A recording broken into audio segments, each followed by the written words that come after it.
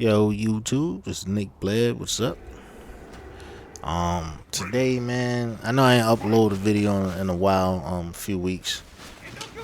Been working, I'm a regular dude. You know what I'm saying? Been busy, trying to keep myself busy. So been a lot of things going on, but nevertheless, fuck all that shit, right? Back to what I'm supposed to be doing, right? Anyway, today I want to talk about Nvidia's GPU Boost 3.0. Now, I got a few other things I wanted to talk about on this list, but I'm going to have to save them for maybe another video or something like that. But anyway, okay. The first thing I want to point out is that Nvidia cards right now are still the champ. Now, I'm an AMD guy because I love the underdog. I want AMD to come out and just take the championship belt from Nvidia, because Nvidia, the whole time DX11, which is DirectX 11, has been out, Nvidia's basically been kicking AMD in the fucking teeth while they're down, while they leaving the ring. You know what I'm saying? They've just been beating the shit out of them. And don't, even when they're in the locker room and the fight's over and he's trying to bandage up, AMD's trying to bandage up, Nvidia's just kicking them in their shit. All right, it's terrible. All right. Now, the first thing when I built this PC, I had an AMD rig. Okay. So let's see. First AMD card I bought was AMD 46 Radeon 4650, I think. Yeah, I think it was a 4650. Now that card cost me about maybe 50, 60 bucks, something like that at the time. That was about a year and a half ago. I tried to play Battlefield Bad Company 2 on the PC with that, and it was just a bad experience. Everything was choppy and laggy, and it was no matter how low I put the settings, it was just a terrible experience. There are other factors that made that happen, and I will just say that a hard drive was one of them. I had a very low spinning hard drive. The RPMs were like 5400. It was an eco drive. That's what they call eco drives. Okay, they're the ones that spin around 500. If I'm assuming 5,000 RPMs or higher, you know what I mean? Like 5,400, 5,200 RPMs, eco drives. I didn't know that. At the time, like I said, I just got into PC.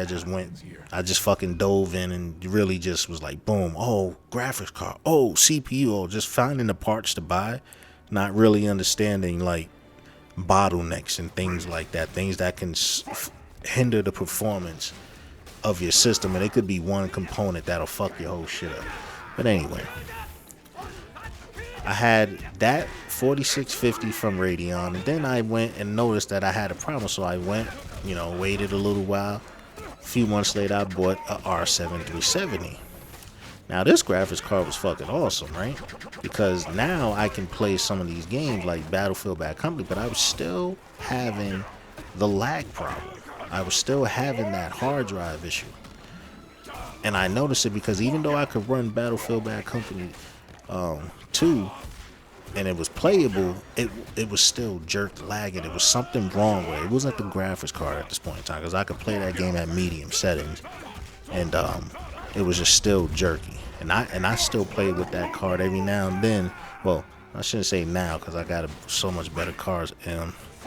But at the time, I was still playing other games too, and I could play them too. So it was something with the hard drive.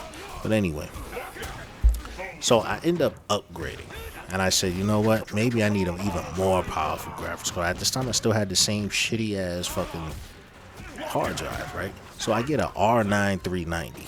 Now this card at the time was AMD's monster card. Okay. Now the Fury.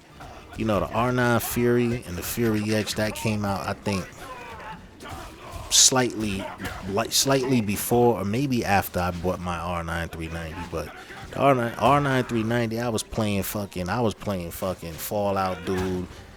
Everything was great. Even with the slow hard drive, I was playing everything, and everything was awesome. You know what I'm saying? I was loving it. But I ended up selling that card.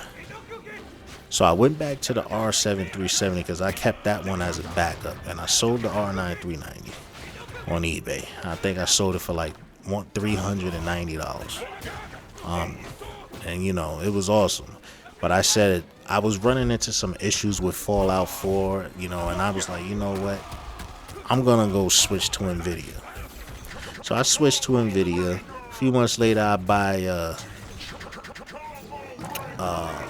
GTX 1070, which is the card I currently have now.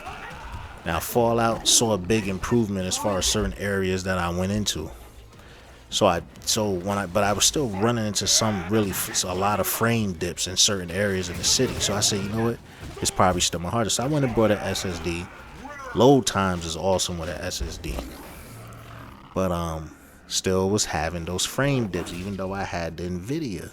Now, most of these games using DirectX 11, right, support Nvidia's graphics cards more because they use more of Nvidia's technologies than they did AMD's.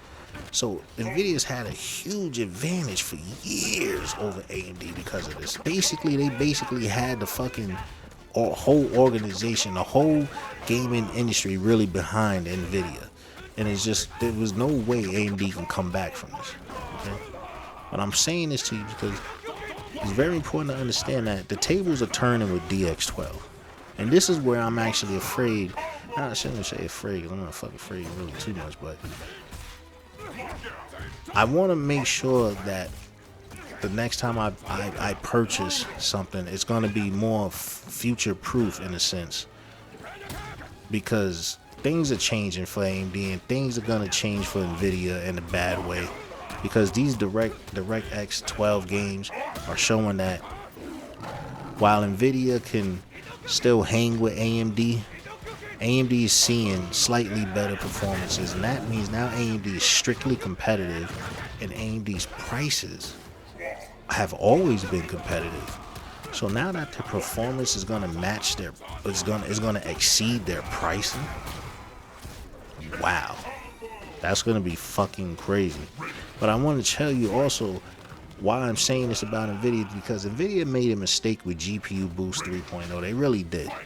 Now, while it's cool for people who don't care about overclocking and things like that, because now basically your fucking GPU is coming overclocked straight out the box, right? So let's say my GTX 1070 has a base clock of 15, let's say 60 or something like that, right? I think it's somewhere around there.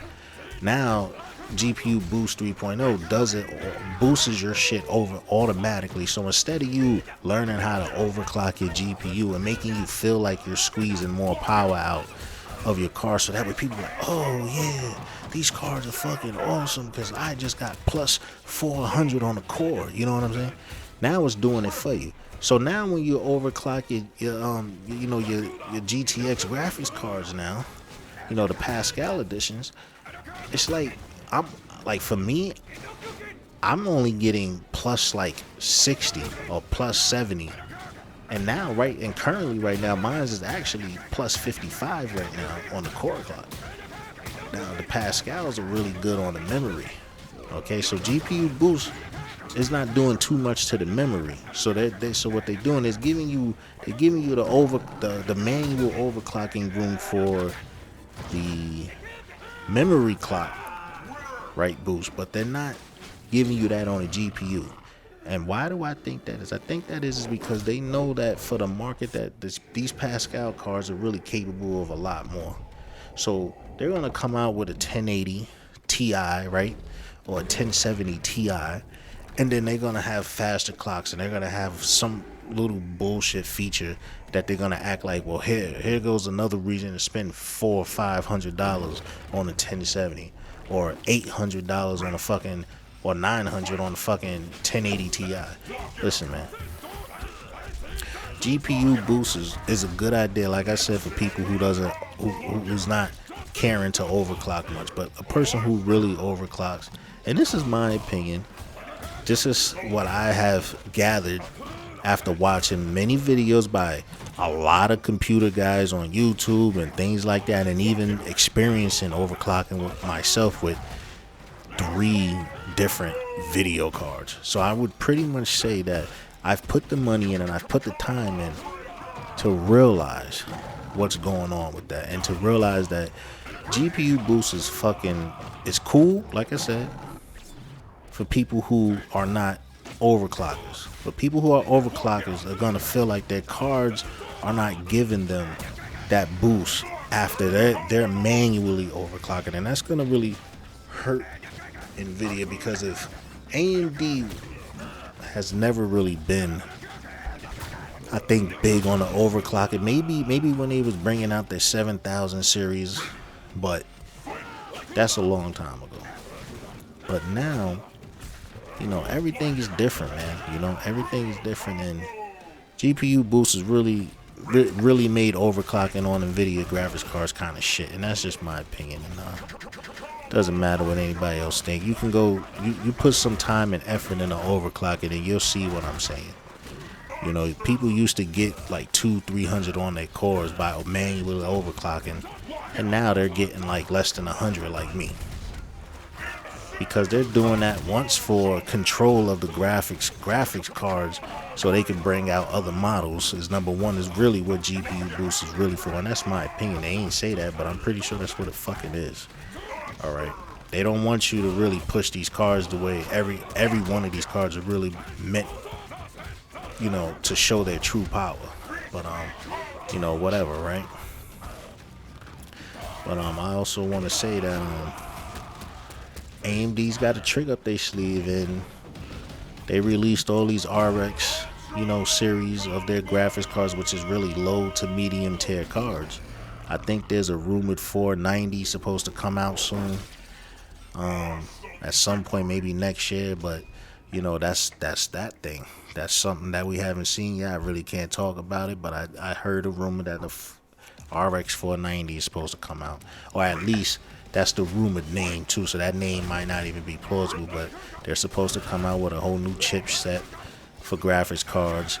So basically like a new Fury, like a new R9 Fury. It's got the HBM 2 memory in it, which is probably going to be 8 to 10 gigs of fucking that HBM memory, which is actually fucking sick, because they're also allowed to have 4,000 streaming processors, which is aka shaders.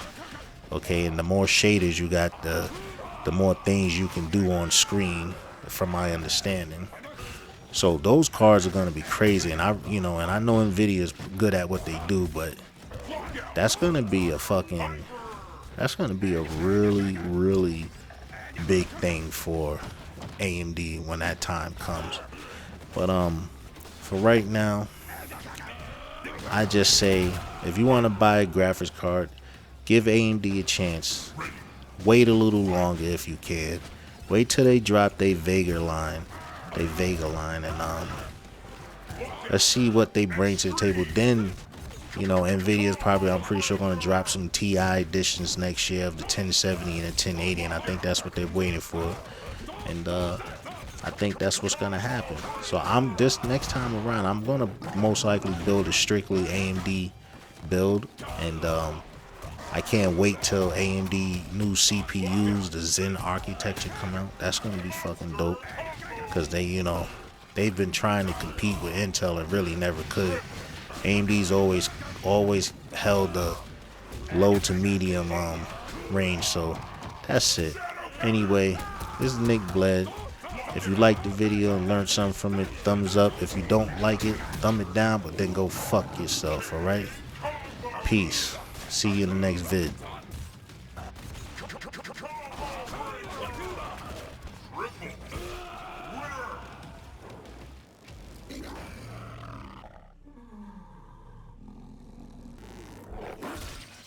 Supreme